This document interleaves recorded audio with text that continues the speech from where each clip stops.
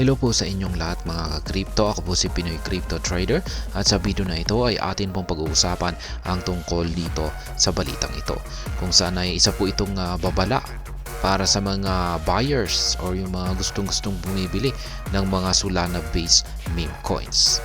Yan, itong mga nakalipas na mga ilang araw kasi ay nagkaroon po ng interest dito sa mga Solana based meme coin kasi yung mga meme coins ni Solana ay nagpakita po ng mga matitinding performance. Sumabog po ang mga ito at may mga napabalita pa rito na may mga ilang mga investors na maliit lamang yung kanilang puhunan ay lumaki po ito. Nagkaroon po ito ng napakalaki at matinding paglago.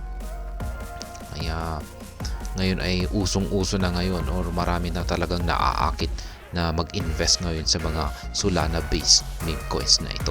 Pero ayan, may babala po rito. Kaya ano nga ba ang babala na ito na dapat nating malaman?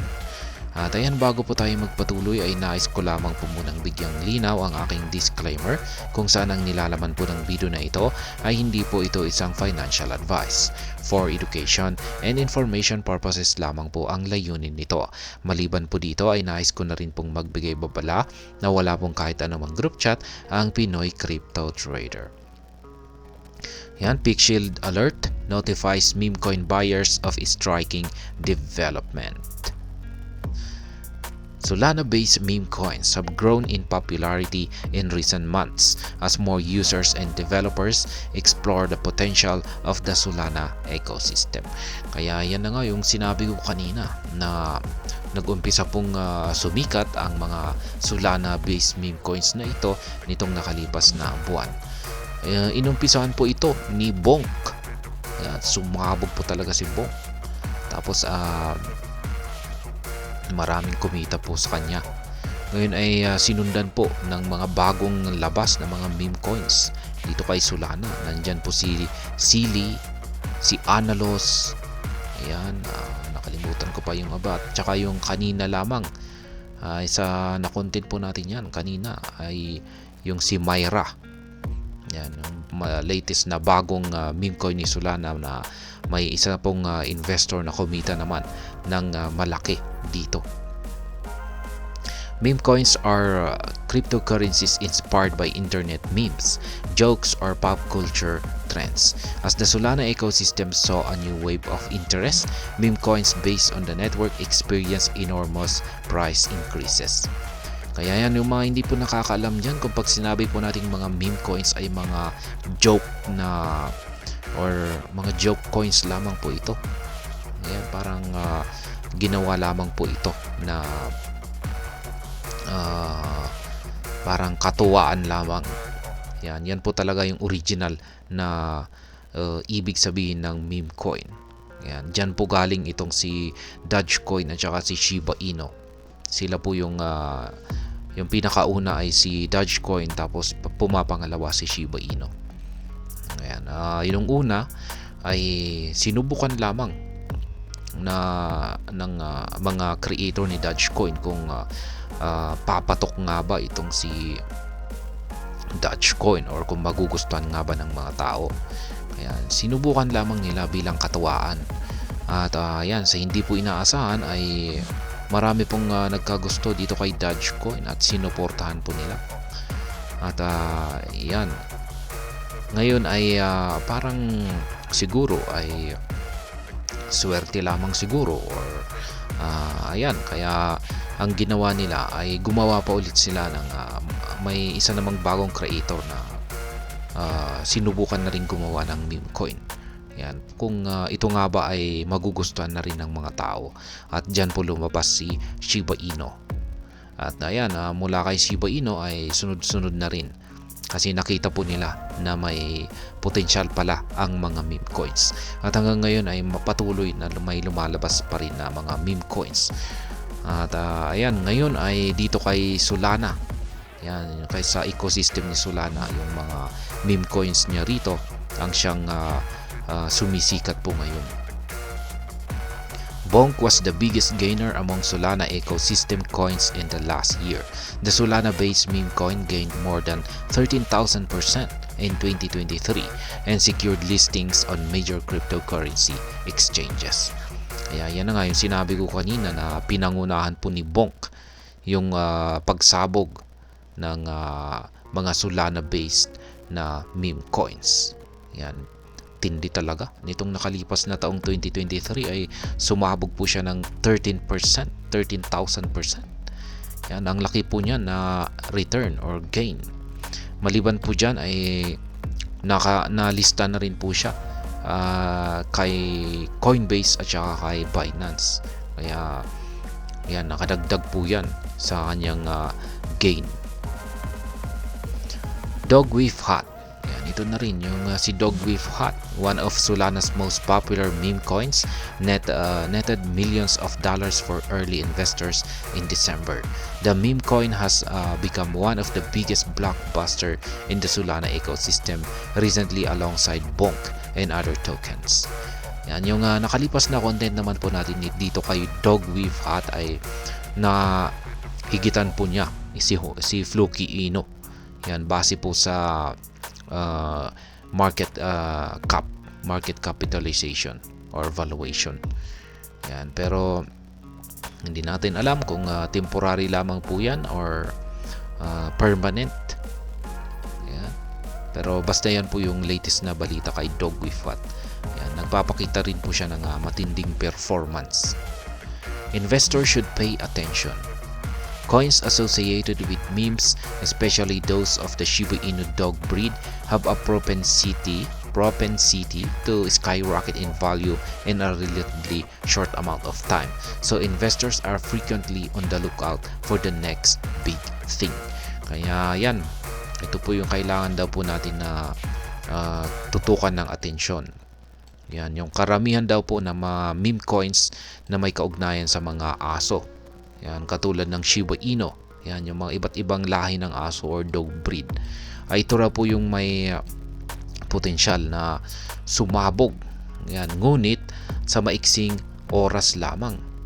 Kaya ito po yung hinahanap ng mga karamihang mga investors. Yan, naghahanap po sila ng mga meme coins na may potensyal na sumabog. Yan, in a short amount of time or sa maiksing panahon. However, some unscrupulous individuals have leveraged this fact, creating several meme coins that spike to incredible highs before beginning to collapse. These meme coins are rug pulled by their unknown creators who withdraw liquidity and leave investors holding the bag. Kaya yan, yung binanggit po natin dito kanina na yung mga karamihan po sa mga meme coins na may kaugnayan sa mga dog breed. Yan, ito po yung may potensyal na sumabog ngunit sa maiksing panahon lamang. At take advantage po ito ng mga manlolokong tao, mga bad actors. Sila po ay gagawa ng maraming mga meme coins. Ayan. At kapag ito ay sumabog, ayan, at umakyat sa napakataas na presyo, ay agad din itong babagsak or magkukulaps. At yan po ang yung pangyayari po na ito ay tinatawag pong rug pull. Ayan, yung mga hindi kilalang creators nito or gumawa sa mga meme coins na ito ay sila po yung sasagawa ng rug pull para mag-collapse ito sa pamamagitan po ng withdraw, sa pamamagitan po ng pag-withdraw sa liquidity nito. At ayan na nga, maiiwan na lamang yung mga investors na yan, ipit. Sila po yung ipit, maiipit dito.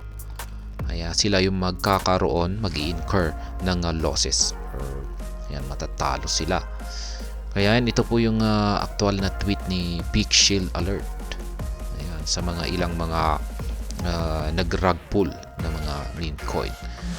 Ayan, negative 100%. Yan, si Soul Dragon. Ayan, asan pa ba? The rug pull token shares the same name as legitimate ones. Ayan, may mga kapareho pa yung mga madalas na nagrarag pull na mga meme coin ay yung may kaparehong mga sikat or mga kilalang mga meme coins. Kaya ayan, yan po yung sample dito, si Dragon. Ayan, kitang-kita natin yan, talagang tindi ng kanyang pagbagsak. Pixel Alert draws attention to one such token, Sol Dragon, which dropped 100% after its anonymous developer withdrew the liquidity on the platform, cashing out 1,006.36 BNB worth $304,600.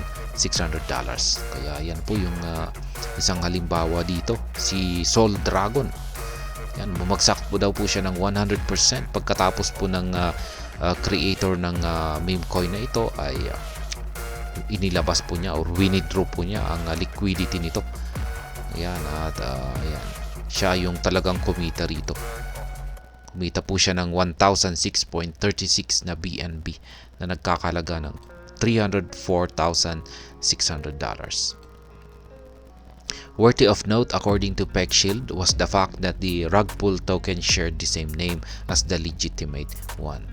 Kaya yan, yung nag-rug pull daw na token na ito ay yan nga, kapareho ng legit na isang meme coin na ganyan. Sol Dragon din yung kanyang pangalan. Kaya ayan, mga scammer din po ito. Maituturing natin na yung mga gumagawa ng mga peking meme coins na ito ay mga scammer na rin po yan. Kaya yan po ang kailangan po nating mag-ingat sa mga ganito. Yan. Hindi lahat po ng mga meme coins ay may potensyal na sumabog or ito ay may potensyal na magbigay ng kita. Kasi meron ding mga meme coins na gawa talaga ng mga scammer. Yan, yung mga ginawa nila ito para na may intensyon na i-rug pull ito. Kapag sila ay kumita na or yan, ay irarag pull nila ito. Kaya yan po yung mga nakakatakot dito. Kaya yan ang risk sa mga meme coins. Yan ang high risk, high reward, pero mukhang mas mataas talaga yung risk. Kasi kung isasama po natin yung mga scammers na yan. Yan, kung wala sanang scammer, ay ayan, mas maganda yung opportunity natin dito, pero ayan, tinitik advantage na rin po kasi ng mga scammers. At ayan, hanggang dito na lamang po tayo sa video na ito. Sana po ay inyong nagustuhan ang aking paliwanag dito. Kung inyo po itong nagustuhan ay pakiclick lamang po ang like button nito. Para naman po sa mga bago lamang dito, kayo po ay aking inaanyayahan para mag-subscribe. Pakiclick na rin po ang bell icon nito dahil ito po ang siyang magsisilbing notification nito sa mga bago kong videos na akin pong ina-upload sa aking YouTube channel na ito. Marami pong salamat sa panunood, ingat po tayo lagi at God bless po sa ating lahat.